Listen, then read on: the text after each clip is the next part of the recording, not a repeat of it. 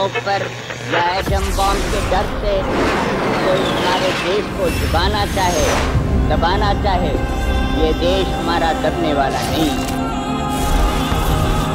जय जवान, जय हिंद।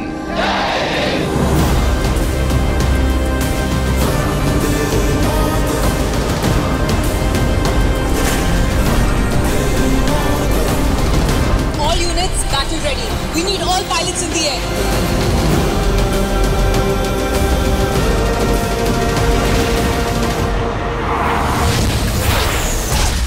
Hi dear student, আজকে আমরা আলোচনা করব ভারতবর্ষের দ্বিতীয় প্রধানমন্ত্রী লাল বাহাদুর শ্রীবাস্তব, তিনি জনগণের কাছে পরিচিত লাল বাহাদুর শাস্ত্রী নামে, আর মৃত্যুকে কেন্দ্র করে যে রহস্য পরিচিত রয়েছে সেই রহস্যের বিষয়গুলো নিয়ে। কেন ভারতবর্ষের প্রধানমন্ত্রী হিসেবে তার মৃত্যু রহস্যামৃত হয়ে থাকবে, কেন ভারতীয় জনগণ তার মৃত্যু সম্পর্কে জানতে পারবে, জাতি ধর্ম নির্বিশেষে রাজনৈতিক বিভিন্ন মতপার্থক্য থাকা সত্ত্বেও কেন তার মৃত্যু জনসমক্ষে আসবে না, কেন তার মৃত্যু রহস্যামৃত হয়ে থাকবে, কেন আমাদের কাছে তার মৃত্যু রহস্য অজানা হিসেবে থেকে যাবে। এর পেছনে কারণ কি? রাশিয়া, আমেরিকা এবং ভারতের রাজনৈতিক পরিকাঠামোয় এই যে ষড়যন্ত্র, এই ষড়যন্ত্রের ফলে কি লাল বাহাদুর শাস্ত্রীর মতো একজন নিষ্পাপ, নিষ্ঠাবান, দেশপ্রেমিক ব্যক্তির মৃত্যু? এই বিষয়টাই আমরা আজকে আলোচনা করব। ওতপ্রোতভাবে যদি দেখো তাহলে লাল বাহাদুর শাস্ত্রী ছিলেন একজন গান্ধীবাদী আদর্শে বিশ্বাসী। ছোটবেলা থেকেই তিনি গান্ধী আদর্শে পরিচালিত হয়েছেন, স্বাধীনতা আন্দোলনে এর জন্য তিনি জেলও খেটেছেন। ওতপ্রোতভাবে যেটা খুবই গুরুত্বপূর্ণ যে 2রা অক্টোবর গান্ধী জয়ন্তীর দিনেই 1904 সালে এনার জন্ম হয়। ইনি মহাত্মা গান্ধী, জওহরলাল নেহেরু এদের সঙ্গে খুব ঘনিষ্ঠ সম্পর্কে সম্পর্কিত ছিলেন, এবং তার কর্মপদ্ধতিতে যদি আমরা দেখি তাহলে তিনি ভারতবর্ষের নিষ্ঠাবান দেশপ্রেমিক প্রাইম মিনিস্টার হিসেবে সর্বাগ্রে বিবেচিত হবে। 19 মাস কার্যকলাপে কোনো রকম কোনো দুর্নীতির অভিযোগে অভিযুক্ত হতে তাকে দেখা যায় না। কিন্তু তিনি যখন প্রধানমন্ত্রী হয়েছিলেন তার সময় ভারতবর্ষের স্থায়িত্বে নিরাপত্তা, ভারতীয় দারিদ্র্য দূরীকরণ, খাদ্যের অভাব দূর করা এবং ভারতবর্ষের স্থায়িত্ব দূর করা নানা রকম প্রশ্নের সম্মুখীন হয়েছিল। তার দৃঢ় পদক্ষেপে ভারতবর্ষ এই সমস্যা থেকে বেরিয়ে আসতে পেরেছিল। तो वही असली नारा है आज देश की जरूरत के मुताबिक, एक तो जय जवान का और दूसरा जय किसान का। এবং তার প্রধানমন্ত্রিত্ব কালেই আমরা গ্রিন রেভলিউশন দেখি, হোয়াইট রেভলিউশন দেখি, এবং দেখি পাকিস্তানের সঙ্গে ভারতের যুদ্ধে জয়। তার দৃঢ় নেতৃত্বে ভারতবর্ষ জগৎ সভায় একটা দৃষ্টান্তমূলক স্থান গ্রহণ করেছিল। এহেন একজন নেতার মৃত্যু আমাদের কাছে কেন অজানা থাকবে? এই বিষয়ে পর্যালোচনা করলে আমরা দেখতে পাবো যে লাল বাহাদুর শাস্ত্রীর জন্ম 2রা অক্টোবর 1904, মৃত্যু 11ই জানুয়ারি 1966। তাশখন্দ চুক্তি করার পর তার মৃত্যু হয়। এই মৃত্যু নিয়ে যে প্রশ্নগুলো আমাদের মধ্যে থাকে সেটা হচ্ছে লাল বাহাদুর শাস্ত্রীর মৃত্যু কি স্বাভাবিক ছিল, না তাকে হত্যা করা হয়েছিল, না রাজনৈতিক ষড়যন্ত্রের কারণে তাকে মৃত্যুবরণ করতে হয়েছিল। এই প্রশ্নগুলো আমাদের মনে স্বাভাবিকভাবেই যায়। এই প্রশ্নগুলোর উত্তর নেওয়ার জন্য যদি আমরা ইতিহাসকে পর্যালোচনা করি তাহলে দেখব লাল বাহাদুর শাস্ত্রীর প্রধানমন্ত্রিত্ব গ্রহণও একটা বিশেষ দৃষ্টান্ত। কেন? কারণ ভারতবর্ষের সবথেকে বেশি দিন প্রধানমন্ত্রিত্বের পদ যিনি ছিলেন তিনি হচ্ছেন জওহরলাল নেহেরু। এই জওহরলাল নেহেরুর খুব প্রিয় পাত্র ছিলেন লাল বাহাদুর শাস্ত্রী, কারণ তার সততা নিয়ে কোনোদিনও কোনো প্রশ্ন ওঠেনি। লাল বাহাদুর শাস্ত্রী যদি আমরা দেখি তাহলে আমরা দেখতে পাবো জওহরলাল নেহেরুর মন্ত্রিসভায় প্রথম নির্বাচিত সরকার যখন গঠন করা হয় 1952 সালে, সেই নির্বাচিত মন্ত্রিসভায় তিনি ছিলেন একজন রেলমন্ত্রী এবং পরবর্তীকালে তিনি গৃহমন্ত্রী, এবং লাল বাহাদুর শাস্ত্রী জওহরলাল নেহেরু মরে যাওয়ার পর প্রধানমন্ত্রীত্বের পদ গ্রহণ করেন এবং 19 মাস তিনি এই পদে আসীন ছিলেন। এই সময় আমরা যদি রাজনীতিটাকে দেখি তাহলে দেখব এনার প্রধানমন্ত্রী হওয়ার ক্ষেত্রে উল্লেখযোগ্য ভূমিকা গ্রহণ করেছিলেন তৎকালীন জাতীয় কংগ্রেসের সভাপতি কুমারস্বামী কামরাজ। এই কুমারস্বামী কামরাজ ছিলেন তৎকালীন জাতীয় কংগ্রেসের প্রতিনিধি, যার সঙ্গে ইন্দিরা গান্ধীর খুব একটা ভালো সম্পর্ক ছিল না। দুই, তিনি এই সভাপতি হিসেবে, জাতীয় কংগ্রেসের সভাপতি হিসেবে 12 জন মুখ্যমন্ত্রী এবং 200 জন এমপির সঙ্গে আলোচনা করে প্রধানমন্ত্রীর পদে কাকে আসীন করা যায় সেই সিদ্ধান্তে উপনীত হয়েছিল। এক্ষেত্রে 3টি নাম অত্যন্ত গুরুত্বপূর্ণ। 1 মোরারজি দেশাই, 2 লাল বাহাদুর শাস্ত্রী, 3 ইন্দিরা গান্ধী। তো তৎকালীন রাজনীতিতে তিনি যাকে নির্বাচিত করেন, জাতীয় কংগ্রেসের পক্ষ থেকে প্রধানমন্ত্রীর পদে যাকে নির্বাচিত করা হয় তিনি হলেন লাল বাহাদুর শাস্ত্রী। এইবারে আমরা যদি দেখি যে এই লাল বাহাদুর শাস্ত্রীর সঙ্গে ইন্দিরা গান্ধীর কি সম্পর্ক, প্রকৃতপক্ষে ইনি ইন্দিরা গান্ধীকে, আমরা যদি দেখি তাহলে ইন্দিরা গান্ধীকে পছন্দ করতেন না এরকম নয়, কারণ ইন্দিরা গান্ধীকে তিনি তার মন্ত্রিসভায় ইনফরমেশন ব্রডকাস্টিং মন্ত্রী হিসেবে নির্বাচিত করেছিলেন। এবারে আমরা যদি দেখি যে 1964 সালে তিনি মিশর অভিযানের পর, মিশর ভ্রমণের পর করাচিতে অবতরণ করেছিলেন এবং করাচিতে তৎকালীন পাকিস্তানের সেনা প্রধান আইয়ুব খান এবং পাকিস্তানের পররাষ্ট্রমন্ত্রী জুলফিকার আলী ভুট্টোর সঙ্গেও কথা বলেছিলেন।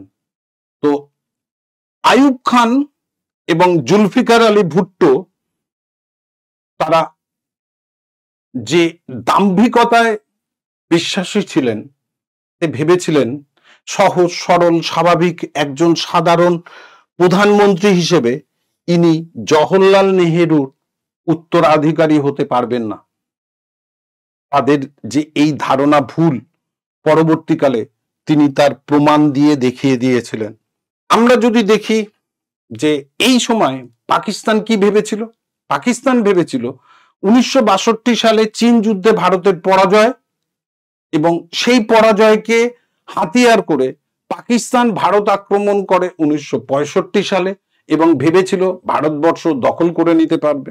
কিন্তু প্রধানমন্ত্রী হিসেবে ইনি বিচক্ষণতার সঙ্গে পাকিস্তানের কাশ্মীর দখলের পরিবর্তে লাহোর দখলের ডাক দেন এবং পাকিস্তান দখল করার কেন্দ্র করে ভারতীয় সেনাবাহিনী লাহোরের খুব কাছাকাছিও পৌঁছে যায়। কিন্তু রাজনৈতিক পরিস্থিতিতে সেই ঘটনাটা বিশ্ব রাজনীতিতে একটা এফেক্ট ফলে। এই সময় আমরা যদি দেখি যে ভারতবর্ষের ইতিহাসে আমরা পর্যালোচনা করি তাহলে আমরা দেখতে পাবো যে এনার সঙ্গে ইন্দিরা গান্ধীর একটা সম্পর্ক রয়েছে। অনেকে অভিযুক্ত করে ইন্দিরা গান্ধী কখনোই লাল বাহাদুর শাস্ত্রীকে সর্বতোভাবে সাহায্য করেননি। প্রধানমন্ত্রী হিসেবে জওহরলাল নেহেরুর উত্তরাধিকার হিসেবে ইনি নিজেকে দাবি করেছিলেন। সেই সময় কামরাজের সাহায্যে প্রধানমন্ত্রী হওয়ার কারণে ইনি মন্ত্রিসভায় একটা হাই প্রোফাইল মন্ত্রিত্বের দাবি করেছিলেন, যেখানে তিনি পেয়েছিলেন ইনফরমেশন এবং ব্রডকাস্টিং ডিপার্টমেন্ট। তৎকালীন সময় এইটা লো প্রোফাইল হিসেবেই বিবেচিত হতো। তবুও ইন্দিরা গান্ধী সেই প্রস্তাব গ্রহণ করেন এবং ইন্দিরা গান্ধীর সঙ্গে তার এই ব্যক্তিত্ব রাজনৈতিক টাসেলে পরিণত হয়ে সেটা কি তার মৃত্যুর কারণ হয়েছিল?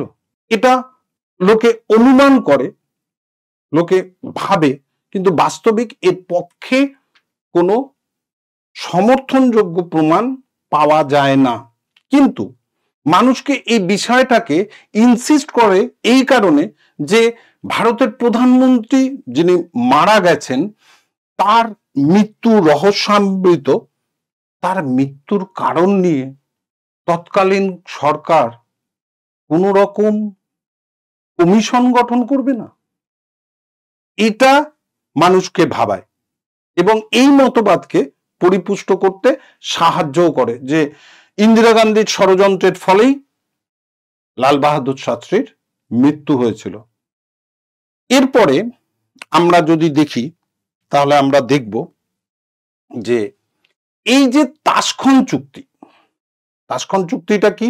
65 সালে ভারতবর্ষ পাকিস্তান দখল করে নিতে পারত, সেই জায়গায় বিশ্ব রাজনীতিতে রাশিয়ার নেতৃত্বে ভারতকে এই জায়গার এই অগ্রগতিকে আটকানোর জন্য তৎকালীন রাশিয়া বর্তমান উজবেকিস্তানের তাশখন্দে ভারত পাকিস্তান চুক্তি স্বাক্ষরিত হয়। সেই চুক্তিতে আমরা যদি দেখি 10ই জানুয়ারি চুক্তি সম্পন্ন হয় এবং 10ই জানুয়ারি রাত্রি বেলায় লাল বাহাদুর শাস্ত্রীর মৃত্যু ঘটে। তার আকস্মিক এই মৃত্যু ভারতবর্ষের ক্ষেত্রে নানা রকম প্রশ্নের উত্থাপন করে এবং এইখানে আমরা যদি দেখি তাহলে আমরা দেখতে পাবো যে এই তাশখন্দ চুক্তির সময় লাল বাহাদুর শাস্ত্রী একদম 10ই জানুয়ারি তার পুত্র, তার কন্যা, তার স্ত্রীর সঙ্গে টেলিফোনিক বার্তা হয়েছিল এবং সেই টেলিফোনিক বার্তায় পরবর্তীকালে লাল বাহাদুর শাস্ত্রীর তৃতীয় পুত্র সুনীল শাস্ত্রী, এই সুনীল শাস্ত্রী তার বক্তব্যে বলেছিলেন তার বাবা তাকে বলেছিল কোনো এক বিশেষ ব্যক্তির সঙ্গে তিনি দেখা করবেন। এই বিশেষ ব্যক্তিটি কি, এই নিয়ে আমাদের যে আলোচনা, সেই আলোচনায় অনেকে মনে করেন যে তিনি নাকি নেতাজি সুভাষচন্দ্র ছিলেন। তাশখন্দ চুক্তির সঙ্গে নেতাজি সুভাষচন্দ্রের সম্পর্ক যদি সম্পর্কিত হয় তাহলে ভারতের রাজনীতিতে একটা বিরাট প্রভাব পড়বে। এর ফলে রাজনীতির ক্ষেত্রে নেতাজির যে অন্তর্ধান রহস্য সেটাকেও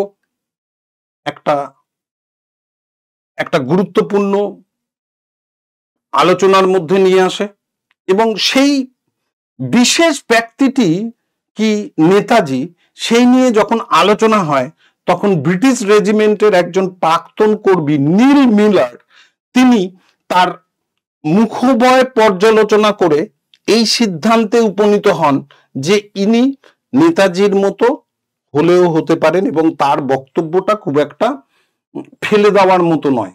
কারণ ভিডিও ম্যাপিং করে যে জায়গাটায় এসে দেখা গেছে যে তিনি তাশখন্দে একজন তাশখন্দি হিসেবে অজ্ঞাত পরিচয় দিয়ে তাশখন্দে বসবাস করছেন এবং তার মুখবয়ের সঙ্গে নেতাজির মুখাবয়ের একটা সাদৃশ্য পাওয়া যায়। নীল মিলারের সিদ্ধান্তে তিনি এটা বলেছেন এবং বলেছেন এই কারণে যে নেতাজি তার পরিচয় পরিবর্তনের ক্ষেত্রে যথেষ্ট পারদর্শী ছিলেন, সেক্ষেত্রে এটা সম্ভব।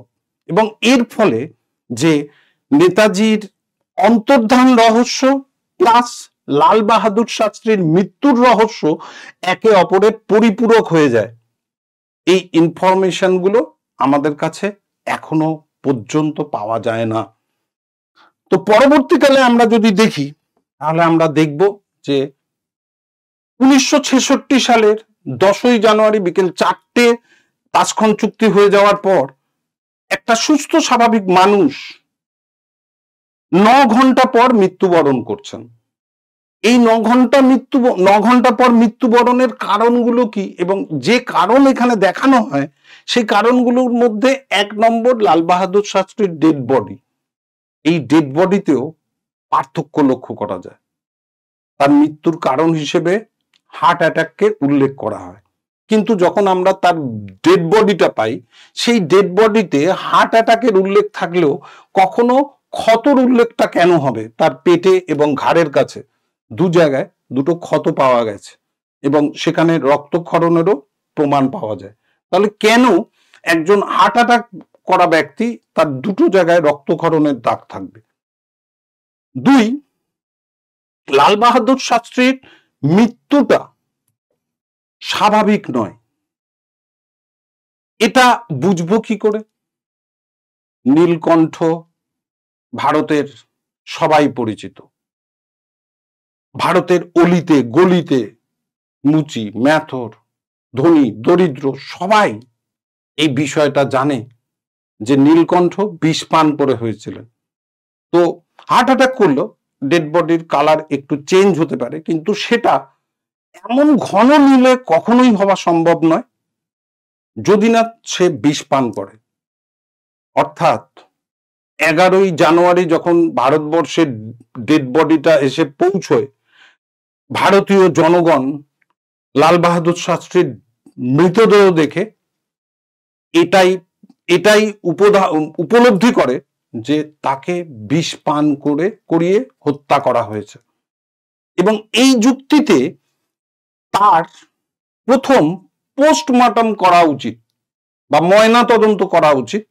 এক্ষেত্রে যদি লক্ষ্য করা যায় তাহলে দেখা যাবে যে এনার ডেড বডির ময়না তদন্ত না রাশিয়া করেছে না ভারত সরকার করেছে। এক্ষেত্রে পরিবারের কি ইচ্ছে ছিল? হ্যাঁ ছিল। পরিবারের ইচ্ছে সত্ত্বেও লাল বাহাদুর শাস্ত্রীর পোস্টমর্টম না করেছে রাশিয়া, না করেছে ভারত। এই দ্বিতীয় কারণটা লাল বাহাদুর শাস্ত্রীর মৃত্যুকে আরো বেশি রহস্যজনক করে তোলে। 3 নম্বর, আমরা যদি দেখি যে বিষ প্রয়োগে মারা গেলে তার ডেড বডি যে নীল রঙের হয়ে যেতে পারে, সেটাও জনগণ বুঝে গেছিল, এটাও একটা তার রহস্যের কারণ। এক্ষেত্রে আমরা যদি দেখি যে লাল বাহাদুর শাস্ত্রীর যে বিষয়গুলো রয়েছে তার মৃত্যু রহস্যকে কেন্দ্র করে আমরা দেখতে পাবো যে তৎকালীন তাশখন্দ চুক্তি চলাকালীন কুলদীপ নায়ার এক ব্যক্তি, যিনি শাস্ত্রীর প্রেস অ্যাডভাইজার হিসেবে তাশখন্দ চুক্তিতে উপস্থিত ছিলেন, তিনি তার অটোবায়োগ্রাফি বিয়ন্ড দ্য লাইন্স এই গ্রন্থে এই বিষয়গুলোকে উল্লেখ করেছেন এবং প্রশ্ন চিহ্নে চিহ্নিত করেছেন। তবুও এই প্রশ্নের উত্তরগুলো ভারতের সাধারণ জনগণ জানতে পারেনি। সরকারের পক্ষ থেকে কখনোই এই বিষয়টাকে উল্লেখ করা হয়নি, বরঞ্চ সবসময় অ্যাভয়েড করা হয়েছে। এর ফলে মানুষের ধারণা ছিল যে যতদিন জাতীয় কংগ্রেসের সরকার থাকবে সেই সরকার এই বিষয় নিয়ে কোনো আলোচনা করবে না। কিন্তু পরবর্তীকালে মোরারজি দেশাইয়ের নেতৃত্বে যখন জনতা পার্টির সরকার তৈরি হয়, তখন ভাবা হয়েছিল যে নিশ্চয়ই লাল বাহাদুর শাস্ত্রী এবং মৃত্যুর কারণ অনুসন্ধানের জন্য কমিশন গঠন হবে। কিন্তু সেখানে দেখা যায় যে কমিশন গঠন হয়েছিল সেই কমিশন, বিশেষ করে 1977 সালে রাজনারায়ণ কমিশন যখন গঠন হয়, সেই কমিশনের রিপোর্ট পরবর্তীকালে পাওয়াই যায় না। এবং রাজনারায়ণ কমিশন 1977 সালে প্রত্যক্ষদর্শীর যে বয়ান নেওয়ার কথা, সেই 2জন প্রত্যক্ষদর্শীকে হত্যা করা হয় এবং পরবর্তীকালে এই ঘটনা নিয়ে ভারতবর্ষের কোনো কমিশন বা কোনো রাজনৈতিক দল এই বিষয় নিয়ে কোনো আলোচনাই করেনি। এর ফলে এই রহস্য আরো বেশি করে ঘনীভূত হয়। তাহলে যাই হোক, লাল বাহাদুর শাস্ত্রীর মৃত্যু নিয়ে আমরা যদি দেখি যে এখানে রাশিয়ার ষড়যন্ত্র হতে পারে, আমেরিকার ষড়যন্ত্র হতে পারে এবং ভারতের রাজনৈতিক ষড়যন্ত্রের কারণেও তার মৃত্যু ঘটতে পারে। তার কারণ এই জায়গাটায় 1966 সালে ভারতবর্ষকে স্বাবলম্বী করার জন্য এনার নেতৃত্বেই গ্রিন রেভলিউশন হয়েছে, এনার নেতৃত্বেই হোয়াইট রেভলিউশন হয়েছে এবং এনার নেতৃত্বেই পাকিস্তানকে 1965 সালে মোক্ষম জবাব দেওয়া হয়েছে এবং ভারতবর্ষের রাজনীতির মানচিত্রে বিশ্বের নিরিখে ভারতবর্ষের স্থান অনেক উঁচুতে তুলে নিয়ে গেছিলেন লাল বাহাদুর শাস্ত্রীর 19 মাসের কর্মপদ্ধতি। এই কর্মপদ্ধতি পর্যালোচনা যদি করো তাহলে দেখবে কোনো রকম প্রশ্ন চিহ্ন নেই, শুধুমাত্র এনার মৃত্যু। তাই এনার মৃত্যুর কারণ আমাদের জানা উচিত। এই ক্ষেত্রে তোমাদের খেয়াল রাখতে হবে যে লাল বাহাদুর শাস্ত্রী আমাদের প্রধানমন্ত্রী ছিলেন, তার মৃত্যুর রহস্য আমাদের জানা উচিত। তৎকালীন সময়ে মিডিয়া বা প্রিন্ট মিডিয়া বা নিউজপত্রে এই বিষয়টাকে সবাই কেন ধামাচাপা দিয়েছিল, এই বিষয়টা আমাদের মধ্যে অবশ্যই থাকবে। Thank you very much. প্রত্যেকে নিজের ওপিনিয়ন নিজে তৈরি করো এবং এক্সামে তুমি ভালো করে ক্র্যাক করো। Thank you very much. আবার দেখা হবে নতুন কোনো ভিডিওতে।